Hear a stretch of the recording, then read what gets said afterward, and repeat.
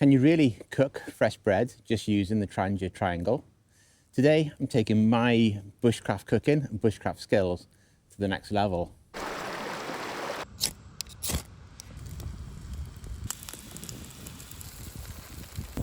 When I hit the pan, fingers crossed this is going to work. Oh yes, look at that. That is delicious.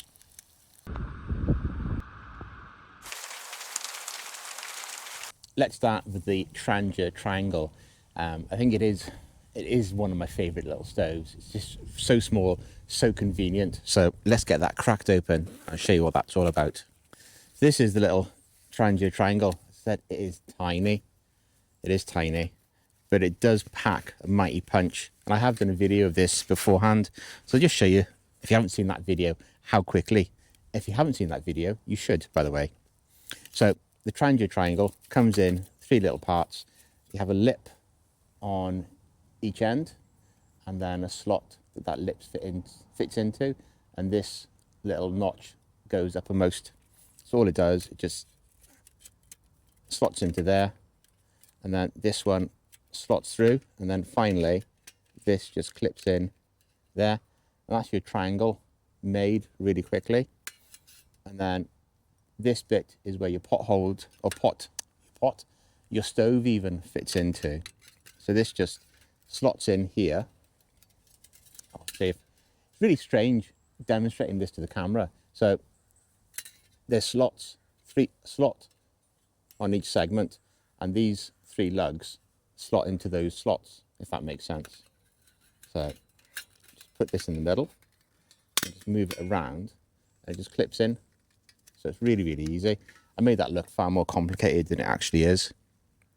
So that's how it comes. I have ordered this extra piece, which enables me to rest a pot or a small pot on top here, but you don't need it, not for today. And that's it, that's the Trangia Triangle. It's a great bit of kit. This is my little Tokes mug that does fit on there, so I'm going to get a coffee later on. This is also where I keep my Trangia stove. It just keeps it warm. So by keeping it warm, it's actually easier to light. And what I love about this setup, especially the little Trangia Triangle, is it's just so portable. You can just take it anywhere. So if you're out for a day hike or something a bit more adventurous, it's just really, really easy to carry. Trangia Triangle, obviously, as you guys are probably well aware, all the fuel you keep inside. So it's a sealed little system. So your fuel just stays in the pot, and it is, you know, it doesn't leak or nothing. So it's a great little setup. So I'm just going to put that on there. I'm just going to top up my fuel.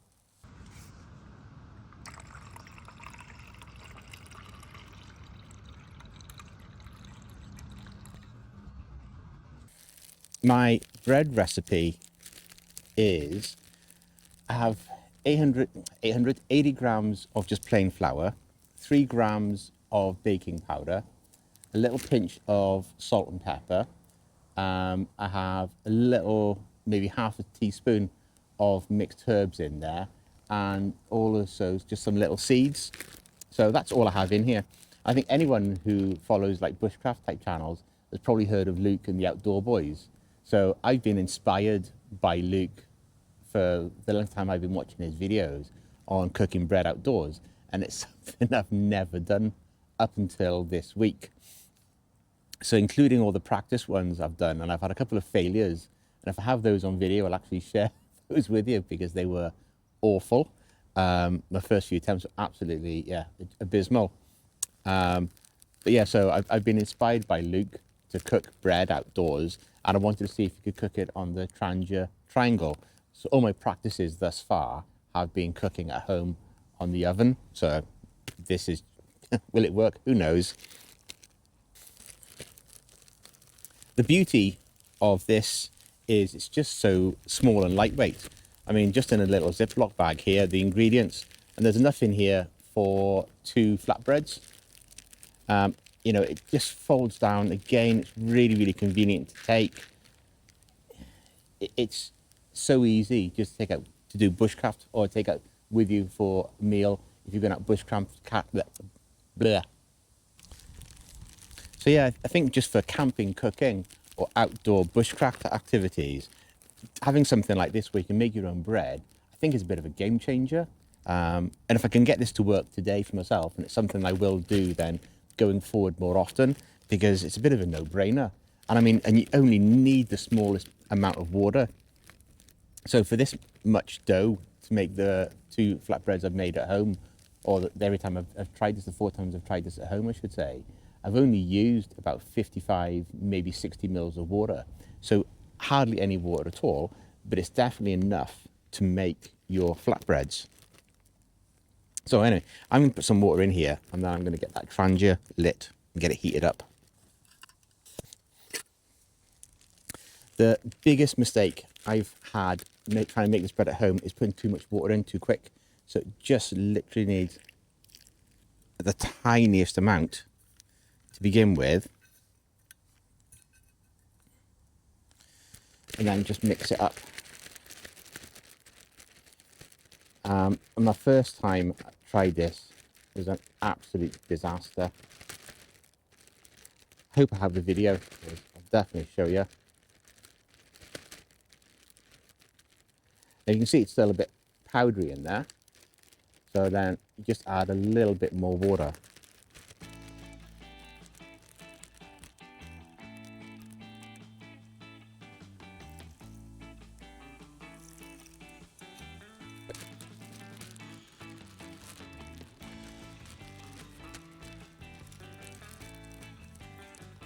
Maybe that's a little bit too runny. Yeah, we'll find out. And then all I have here is just a little bit of olive oil. And again, you only need a little bit of olive oil in there.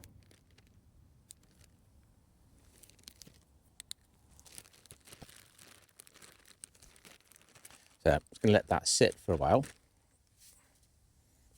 and just get this Trangia lit up.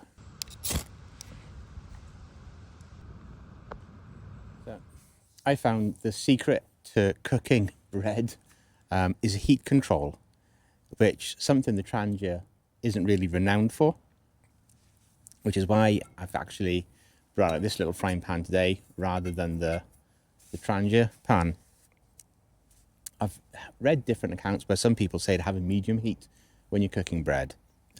I found it's better to have a hot heat and a dry pan, but I think that works because you have the oil mixed in with the dough. Now, this might work today, or it might not. I don't know. I do not know, but we're going to give it a go and see what happens. So let that pan warm up, and then we'll give it a go. So the way I managed to do this at home is I made this into really like a liquid batter and then just poured it on top, and it made quite a thick pancake. My eldest daughter, she had one this morning for her breakfast, so I had the other one. It was just really nice with a bit of honey and a bit of butter, the way that Luke makes his from the Outdoor Boys. It was actually class.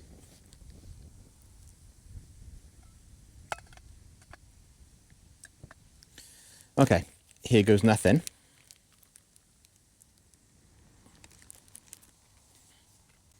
And I genuinely have no idea how this is going to work out. I know for the ones I did at home, it's just a case of putting them on the frying pan and just being patient with it. But I had the heat on max and I had a dry pan at home. And if you interfere with it too quickly, as you can just see, it just comes apart. This might need a little bit of oil, I think.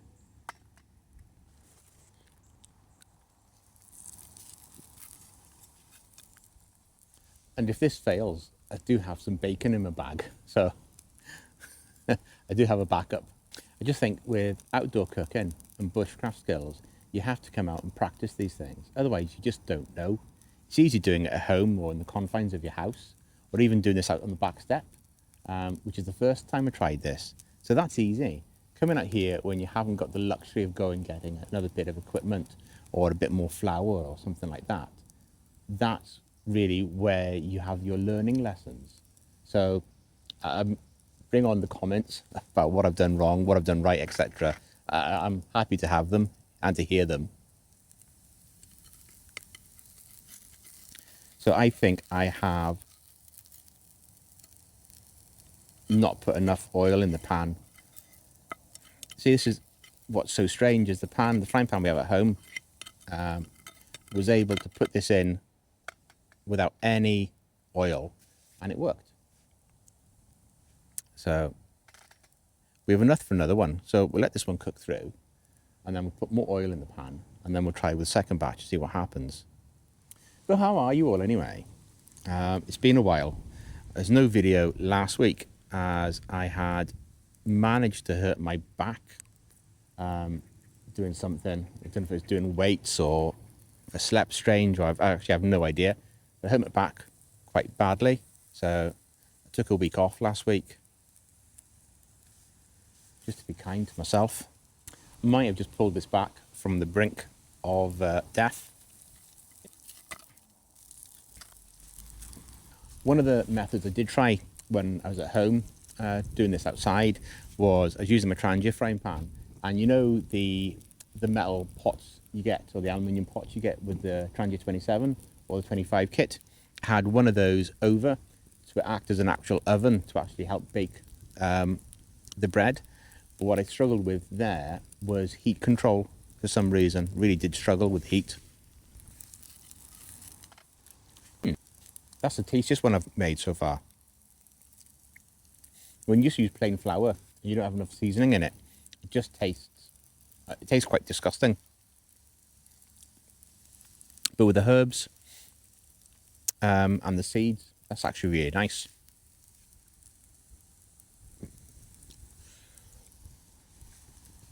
So what I think I'll do is I'll cook this off, clean my pan out as best I can, put some oil in there, and try again with the rest of that batter mix and see what happens.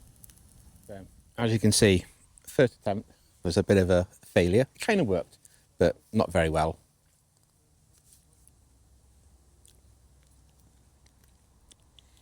So I'm going to put a bit of oil in the pan to begin with this time. So let's try round two.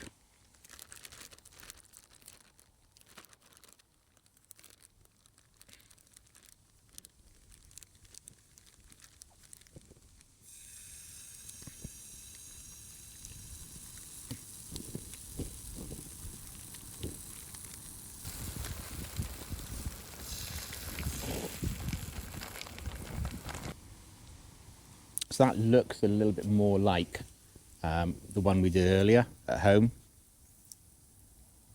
Just when it started to aerate, when it hit the pan.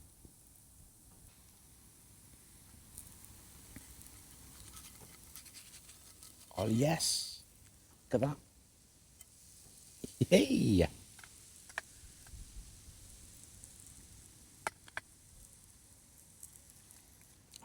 Fingers crossed this is going to work. I think this is one of the things I love most, is when you come out and you practice a new skill, something you haven't done before. The ones I made earlier, they were about that thick, so about 4 or 5 mil thick. When you could actually snap them to open them, just get all the steam coming off the bread. It was class. Put a bit more oil in.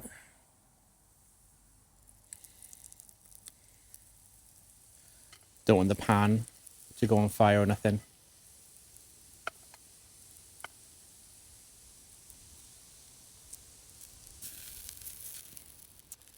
And that is the water from the trees coming down. So we've had a lot of rain the past couple of days.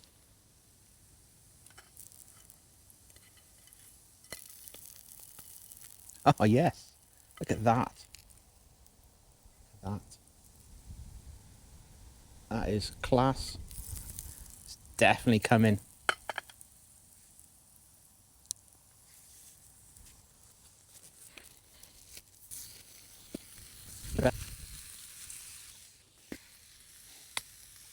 One thing I never show is myself cleaning my hands, but I do always have some form of antibacterial hand sanitizer.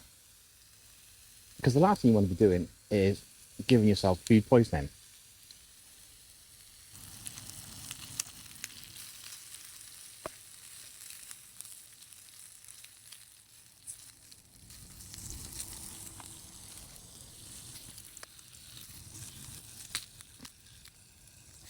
This is smoked bacon. Me and Rachel, one of my other daughters, she loves smoked bacon, so we would get the smoked bacon, whereas the rest of the families like unsmoked, but smoked bacon is just the best. Let's get a listen to this, see if it cracks. Look at that.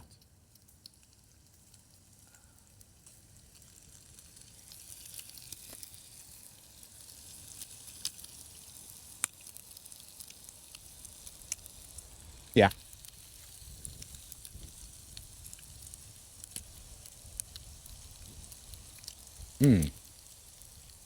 It's flax seeds in there. That is delicious. That is actually very, very nice.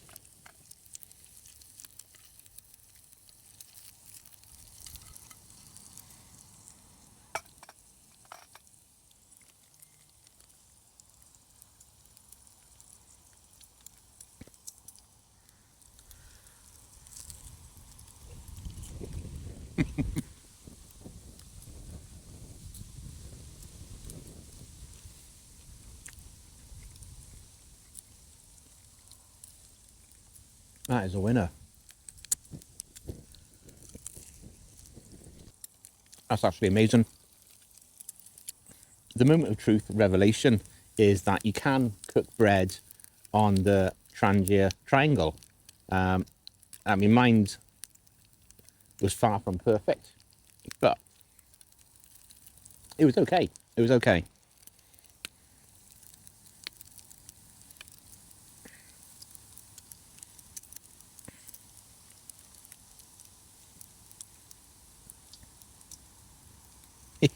Look at that. Bit of bacon.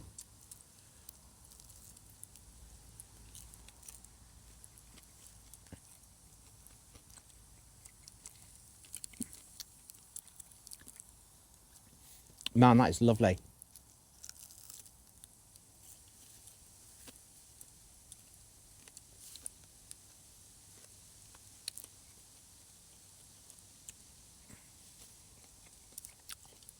That is really, really nice.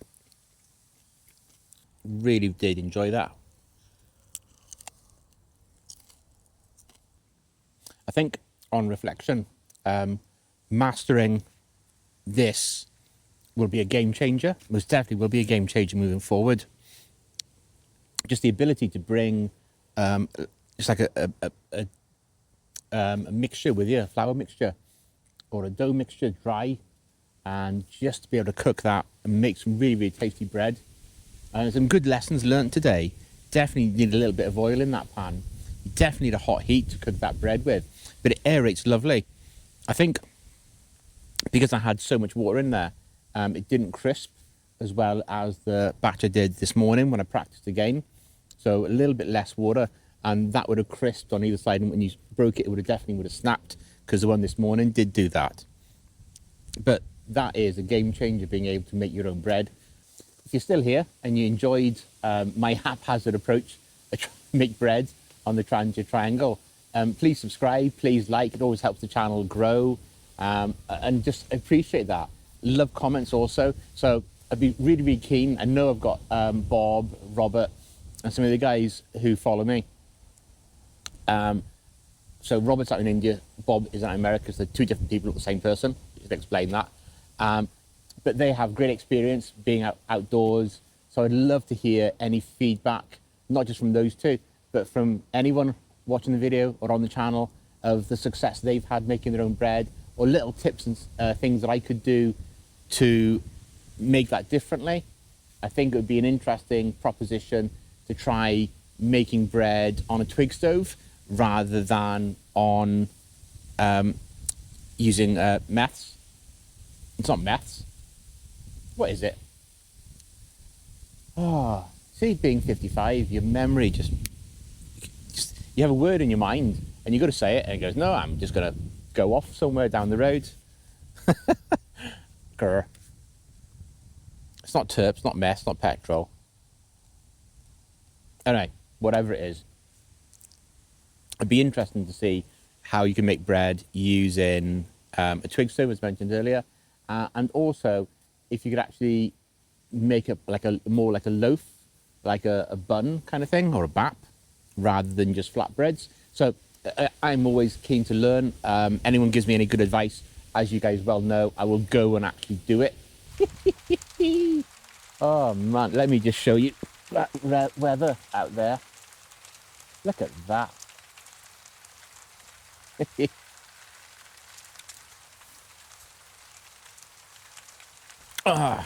Luckily, where I'm at, I've got that just a little bit of cover from, okay, not that much cover.